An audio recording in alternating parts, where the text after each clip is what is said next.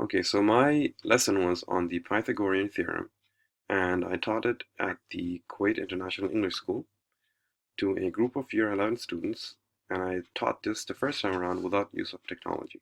However, I'll definitely use GeoGebra next time. These were ESL learners, and my learning objective was for them to know how to use and prove the Pythagorean theorem. So this is GeoGebra. This is what it looks like. I created this right triangle here, and I have these sliders, this slider here and this one here that got cut off. This slider on the top controls the length of side AB.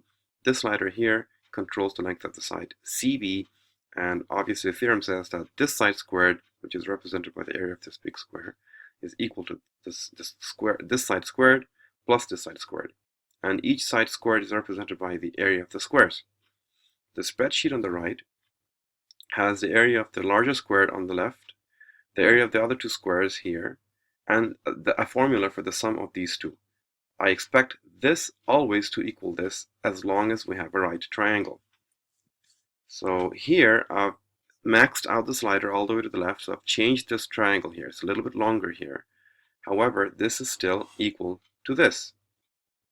So the technology here takes over the manual tasks of constructing the triangles, measuring the side lengths, doing the calculations. The spreadsheet takes care of the computations, so that the students free up cognitive space for them to focus on the larger task at hand, which is the Pythagorean theorem, and to see if it works.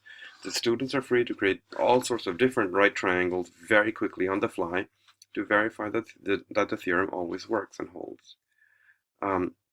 Proofs are not necessarily trivial, especially this one. These to prove the Pythagorean theorem is not trivial. And however, the easiest proofs are usually geometric. So this is what GeoGebra does. GeoGebra ties the algebra with the geometry.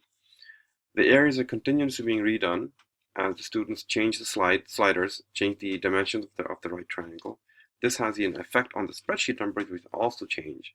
And all of these do not change the effect of the theorem, which is that the hypotenuse of the longest side squared equals to the sum of the other two sides squared. Concluding thoughts are that GeoGebra shows the students that algebra and geometry are not two branches like completely separate of math, but they're two sides of the same coin. And it has a lot of potential for other geometric proofs, such as proofs using semicircles, potential for student research projects. And the way that I was taught, the old school method, was that I was just presented the Pythagorean theorem as a fait accompli and just accepted on belief. However, an interactive application like GeoGebra helps students discover the Pythagorean theorem and convince themselves that it works.